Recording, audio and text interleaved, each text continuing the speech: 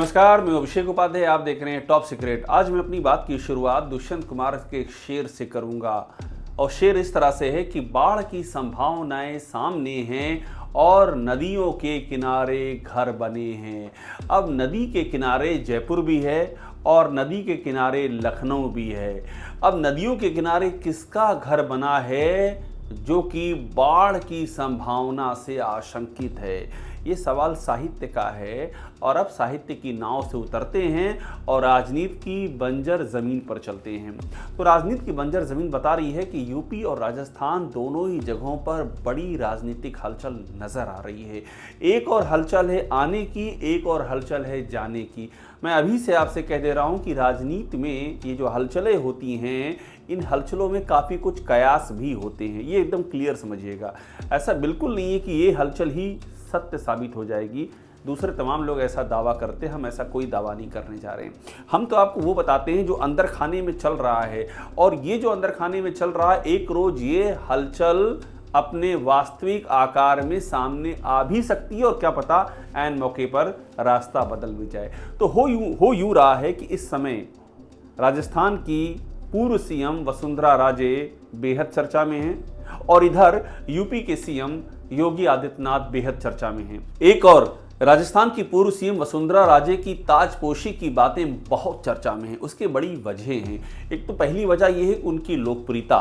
वसुंधरा राजे की लोकप्रियता ऐसी है जिसमें यह माना जा रहा है कि 1% का भी डेंट नहीं लगा है, कोई कमी नहीं आई है। वो लोकप्रियता लगातार बढ़ती जा रही है वसुंधरा राजे की।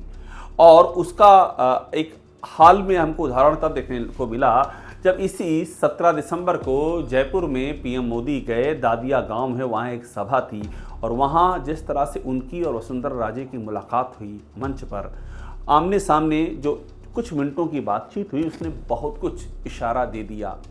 पीएम मोदी ने अपने भाषण में वसुंधरा राजे के शासनकाल की तारीफ भी की। उसके बाद 20 तारीख को वसुंधरा राजे दिल्ली आती हैं, सिर्फ 2 दिन बाद, और उनकी पीएम मोदी से 20 मिनट की मुलाकात होती है। हलचल पे हलचल आप देखिए हो रहा है और ये काफ़ी दिनों बाद ये सब हलचल हुई है। उधर भजन लाल शर्मा जो मौजूदा मुख्यमंत्री हैं वो भी दिल्ली आते हैं। उनकी मुलाकात भी वसुंधरा राजे सिंधिया से होती है। उनकी मुलाकात गृहमंत्री अमित शाह से भी होती है। तो ये बहुत सारी हलचल एक साथ हो रही है। इस बीच में उपचुनाव हुए हैं। उपचुनाव में बीजेपी ने 7 में 5 सीटें जीती हैं। तो ये कहा जा रहा है कि भजन लाल शर्मा का जो कामकाज है वो संतोषजनक माना जा रहा है। लेकिन सवाल ये है कि उपचुनाव तो सत्ता का ही चुनाव होता है। अभी यूपी में आलम यह हुआ कि उपचुनाव में बीजेपी ने कुंदरकी जैसी सीट जीत ली, जो कि खांटी मुस्लिम बहुल 65% वहाँ मुस्लिम हैं, और बीजेपी की जीतने की दूर दूर तक कोई उम्मीद नहीं थी। और वहाँ बीजेपी ऐसा जीती है कि 1,40,000 से ज़्यादा वोटों के अंतर से बीजेपी जीत गई। लोग हैरान हो गए हैं। तो इसीलिए कहा जा रहा है कि उपचुनाव में जीत बड़ी मायने नहीं रखती है। मायने रखती है कि लोकसभा में क्या हुआ था राजस्थान में, लोकसभा में क्या हुआ था यूपी में। और यही 2 बातें हैं जो कि इस बात का इशारा दे रही कि वसुंधरा राजे के साथ कुछ तो बेहतर होने जा रहा है। अब वो कुछ क्या होगा? क्या वो सीएम बन सकती हैं? क्या वो राष्ट्रीय अध्यक्ष बन सकती हैं? क्या वो केंद्रीय मंत्री बन सकती हैं? ये अभी नहीं पता है। मैं फिर आपको क्लियर कर दूँ, ये पता नहीं है। मगर अगर ये हो जाए तो हैरान भी मत होइएगा। इस बीच में जो राजस्थान के प्रभारी हैं डॉक्टर राधामोहन दास अग्रवाल, उनके एक ट्वीट में लिखा था बधाई वसुंधरा राजे के लिए। वो ट्वीट भी मैं आपको दिखा रहा हूँ। ये ट्वीट्स भी बेहद चर्चा का विषय रहा। डॉक्टर राधामोहन अग्रवाल बेहद ही समर्पित पार्टी राष्ट्रीय महासचिव हैं और पूरी जी जान से राजस्थान से लेकर कर्नाटक तक जहाँ जहाँ का उनको कार्यभार है वो लगे हुए हैं टर्न अराउंड करने में, और उनको समझ है कि ज़मीन पर क्या चल रहा है। तो उनका फीडबैक भी बहुत ही इंपॉर्टेंट है। बधाई के मायने क्या है ये भी एग्जैक्ट कहा नहीं जा सकता है, लेकिन संकेत तो मिल रहे हैं कि हाँ कुछ होने वाला है। इधर योगी आदित्यनाथ का हाल आप देखिए। उनके खिलाफ असंतोष और विद्रोह लगातार बढ़ता ही जा रहा है, और ये बाहर नहीं अंदर हो रहा है। बीजेपी के अपने काडर में हो रहा है। बीजेपी के अंदर से शिकायतें बढ़ रही हैं। प्रशासन बुरी तरह बेलगाम होने की शिकायतें हैं। पुलिस किसी की सुनती नहीं, वो शिकायतें हैं। पेपर लीक लगातार हो रहा है। इनके एडमिनिस्ट्रेशन पे पकड़ नहीं है, पेपर लीक नहीं रोक पा रहे हैं। एग्ज़ाम जो हो रहे हैं युवाओं के, उसमें असंतोष है।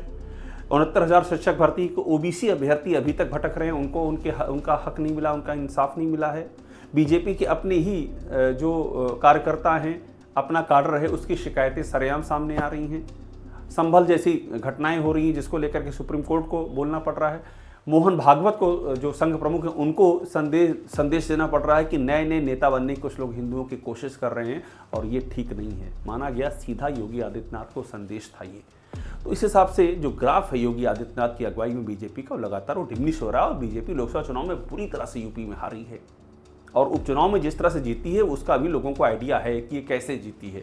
इसलिए योगी आदित्यनाथ, और एक बात और, योगी आदित्यनाथ की सरकार में जो जातिवाद का आरोप लगातार चस्पा होता जा रहा है, ठाकुरवाद का आरोप, और ये आरोप हर तरफ से फैल रहा है और इसको सरकार डिनाई भी नहीं कर पाई है अपने एक्शन से, वो डिनाई नहीं कर सकी। आज भी वही लोग सरकार को घेरे हुए हैं जिन पर जातिवादी होने का ठप्पा है एक विशेष जात का।